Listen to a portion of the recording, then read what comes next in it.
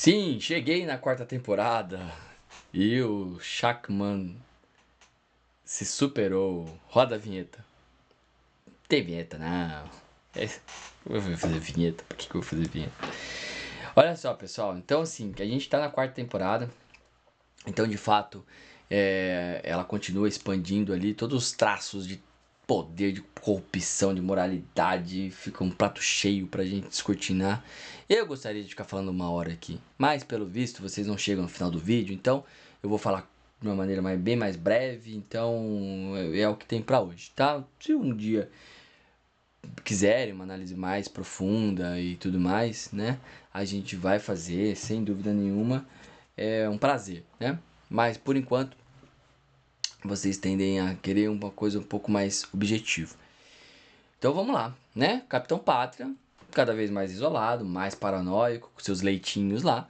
Ele intensifica todas essas táticas que ele tem de controle, de manipulação. E a sua relação com o Ryan se torna um pouco mais complexa à medida que ele tenta mudar o garoto ali para a sua própria imagem, né?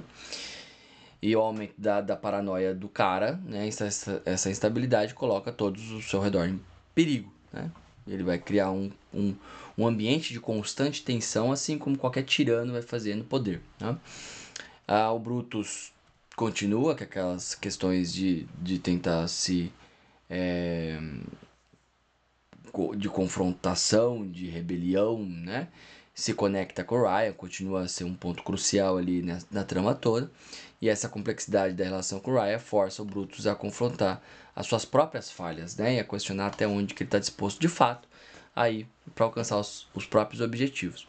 O Campbell está mais firme do que nunca no papel de como líder, ele enfrenta todas aquelas responsabilidades, aquelas pressões.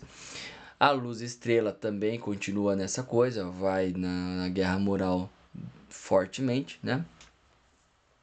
Químico e francês, eles acabam se aprofundando mais na relação, rola até beijinho e tal no final. E no geral, né, a quarta temporada também tem um alto nível de tensão e desenvolvimento dos personagens que tornou ali o The Boys uma série tão popular, né? Então, com novos desafios, com novas revelações, a temporada vai oferecer esse prato cheio pra gente analisar o poder, a corrupção e a coisa toda que envolve, né, as histórias pessoais e os personagens de uma maneira convincente, de uma maneira emocionalmente ressonante, né? Ela continua provocativa, acima de 18 anos, toda essa questão de engajar o espectador nesse sentido. Bom, vamos lá para a já análise dos arquétipos, né, que chamou a atenção de vocês aí. Então vamos lá.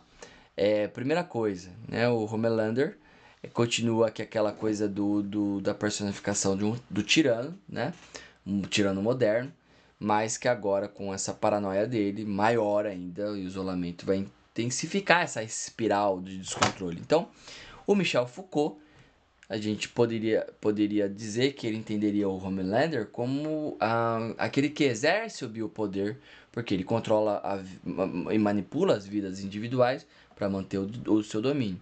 Então essa relação com o Ryan vai refletir justamente a tentativa de criar um legado biopolítico, né? Onde o poder vai ser transmitido, vai ser perpetuado por meio das gerações.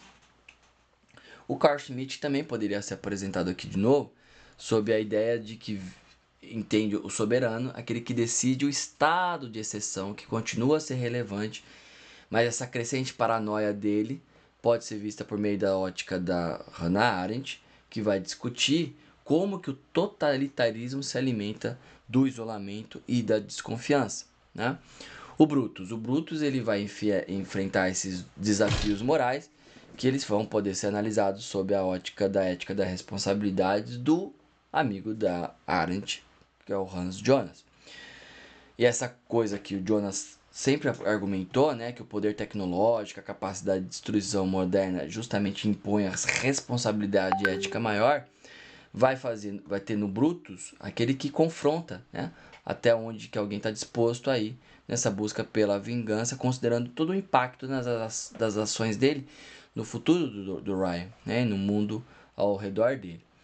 E Poderia até entrar a teoria do ressentimento do Nietzsche, que vai oferecer ali insights sobre a motivação do Brutus, né? Então, o ressentimento acumulado contra o Homelander e os super-heróis ali que impulsiona essas ações, mas também corrói a moralidade interna. Tá? A Luz Estrela seria aquela que luta contra a corrupção do Sete, né? Que vai representar o arquétipo da justiça platônica, como a gente disse. E só que a gente não disse a perspectiva do Immanuel Kant, né? Que seria sobre a moralidade, os princípios universais, que pode ser colocado na jornada da Anne, que se esforça ali para agir de acordo com os princípios éticos inabaláveis, independentemente das consequências pessoais, né? Haja vista, lembre-se do imperativo categórico. A Maeve continua a questão da redenção, vai reverberar as ideias de Kierkegaard, até mesmo do Jürgen Habermas, que tem ali aquela coisa do diálogo da verdade dentro do sistema corrompido, né? Que busca essa forma de ação moral e ética no mundo dominado pela manipulação e pela falsidade. E apenas a título de curiosidade, o Habermas ele faz o efeito contrário, né? Ele começa progressista e na sua tenra idade ele se converte ao liberalismo, né? O Soldier Boy representa esse legado de violência, embora ele não apareça mais na quarta temporada, a não ser no último, se não me engano, na última cena do último episódio, né? Para talvez introduzi-lo de volta na quinta temporada. É o que mais óbvio fator de acontecer. E dentro de uma perspectiva lá do nosso contraposto, né, Walter Benjamin, ele poderia entender o Soldier Boy como uma figura que se revela, que revela justamente a história dos vencedores, né, onde a narrativa do heroísmo ela vai ser construída sobre essas bases da violência e da opressão, né? Assim como o próprio Foucault entenderia que as genealogias do poder vai ajudar a entender como que o Soldier Boy exemplifica essa continuidade das práticas autoritárias, corruptas, que vão mudar a história dos super-heróis, né, ali. Né? Então, a série tem essa continuação a partir das ideias, por exemplo, do Guy Debord sobre essa sociedade do espetáculo. Né? A gente pode ver como que a Volt cria uma realidade fabricada para manter esse controle, essa corrupção toda. Né? E o próprio Levinas, né, sobre essa autoridade que continua a ser relevante nessas interações do Brutus com o Ryan. Né? A Químico e o francês poderia ser compreendido também como a filosofia talvez da não violência da Hannah Arendt, né? Porque a química ela luta contra essa natureza violenta e contra o desejo daquilo que ela mais quer fazer, né? E tenta uma vida sempre pacificada ali.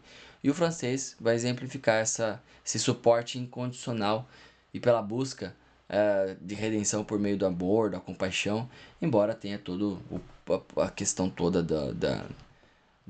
do homossexualismo ali, né? Isso daqui a gente não tá colocando em pauta, né? Ah, o, o Trem-Bala, né? Ele vai enfrentar essas consequências do passado, ele tenta forjar um novo caminho.